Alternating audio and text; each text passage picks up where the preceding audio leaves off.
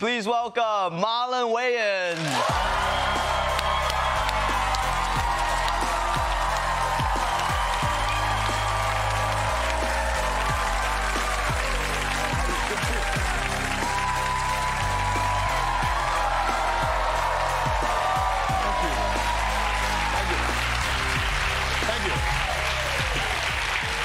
Thank you.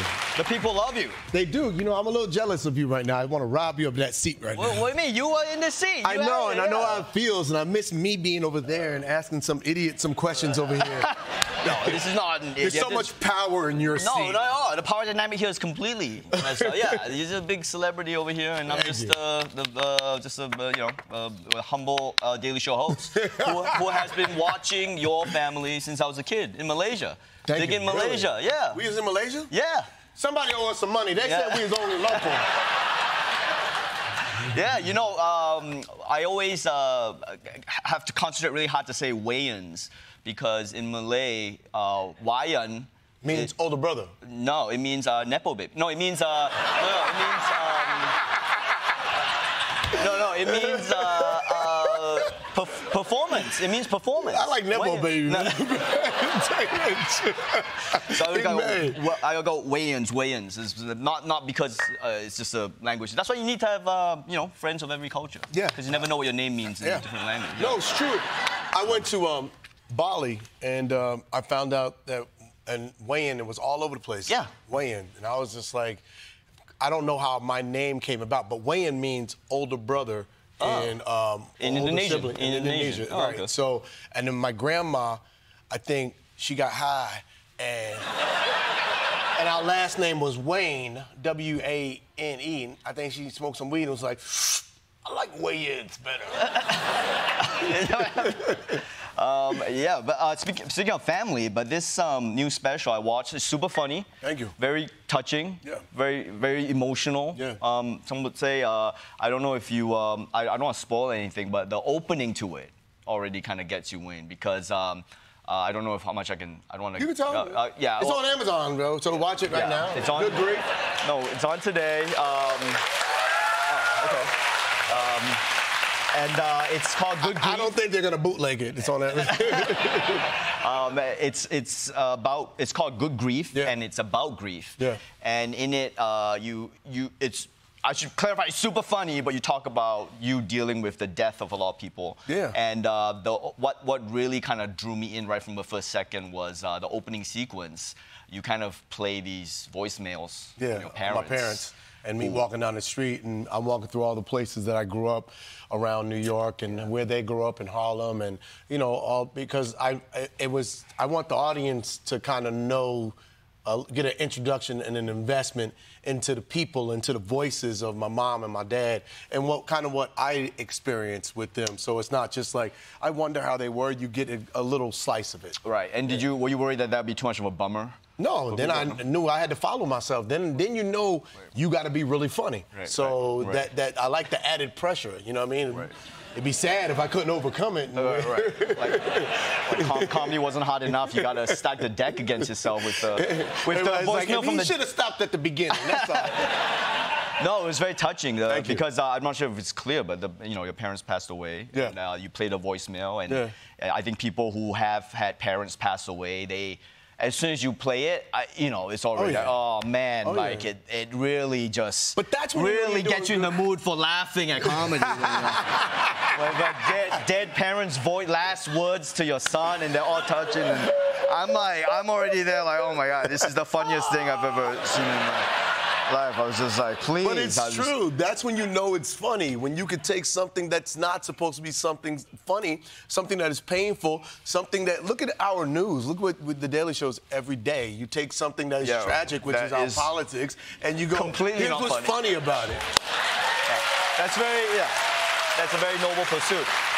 And because I'm a aspiring comic myself, and I just wondered, like when you do comedy specials, you've been in this industry for so long now. You've seen so many, you've got decades, if not centuries, on me in life,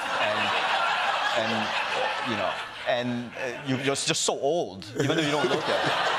but you've seen so many, you've seen streaming services, you've seen cable TV, you've seen specials. You've seen cell phones, you've seen recording phones. Yeah. You've seen when they had to do the shadow puppet. You young bitch. I'm so tired of you young bitches. All you got is years on me, that's all. But like you've seen so many specials, and I guess like my question to you is like if a young comic was coming to you asking you about comedy specials, is there something you would tell them what not to do with a comedy special? How not to... Don't rush.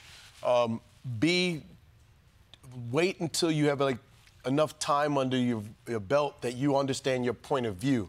It's only special, I think, when you start digging into pain. And it's okay to drop 1 or 2, but then 3, 4, 5, and 6, and as you go down the road, I think it's more important not to, because comedians want to talk about the world. They want to talk about sports. They want to talk about pop culture. They want to talk about politics. I think the best comedians talk about themselves and talk about their pain, and they go, what's funny about this? And they're vulnerable, and I think that's more healing and funnier and lasts longer than anything that is in pop culture and in the news. Sure. Yeah. So yeah. No, that's wise words. It's almost like you get to a place of comedy that you get so good at comedy you can talk about pain now instead of just trying to. Because it's more therapy, right? It's deeper than just a bunch of jokes. It's easy to tell jokes for like 60 minutes, but it's hard to have a 60-minute therapy session that has an elixir for the audience to come away with and go, wow, that really helped my life. It's one thing to change their mood. That's what we do in comedy. But if you give them a little nugget that helps change their life and, help them stay out of $250 therapy sessions like I did, then you did something. All right. And, I mean, in your special, you kind of joke about celebrities. Yeah. And I also joke about celebrities, but I think the difference between you and me is that you're famous enough to actually know these people. So when you kind of basically, I don't want to butcher the joke, but when you talk about Shaq, and you're shitting on Shaq, you got to go to this guy's birthday party afterwards. Yeah. I may skip that. but here, I only talk about people that either I know I could beat, like Kevin Hart, or... That's your next special. Whole hour on Kevin. Beating up Kevin Hart, Him or people that I know can't catch me. Shaq too big. His knees is bad. He can barely catch Charles Barkley. He don't want none of this. Okay, I'm staying out of this clip. This is... like I was saying earlier, that I've been watching your family kind of on TV in Malaysia for so long now. It's such an entertainment family. Yeah. And one of my good friends, Roy Wood Jr., he speaks very highly of you. And he always said, and your family is so sprawling. And there's a lot of people in entertainment. And Roy would tell me, like, you don't understand how the Wayans roll. They don't go Nepo baby. They go, you got to prove it yourself. You got to do the work. Yeah, so I mean... The amount of work that Keenan put me and Sean, and Damon put me and Sean through was crazy. Because you can't just show up and be like, I'm a Wayans. No. You show up and you're going to be a Wayans. People are going to have these high expectations of you. So now we had to go through this rigorous training. When we did Don't Be a Menace, our first movie, my brother Keenan made us write 26 drafts of the movie before we even started filming. And we didn't understand why. And then we did the movie, and the director messed the movie up. So they gave us money to film for 7 days, a whole new movie. So my brother looks at us and goes, okay, what movie you gonna write now? We was like, what?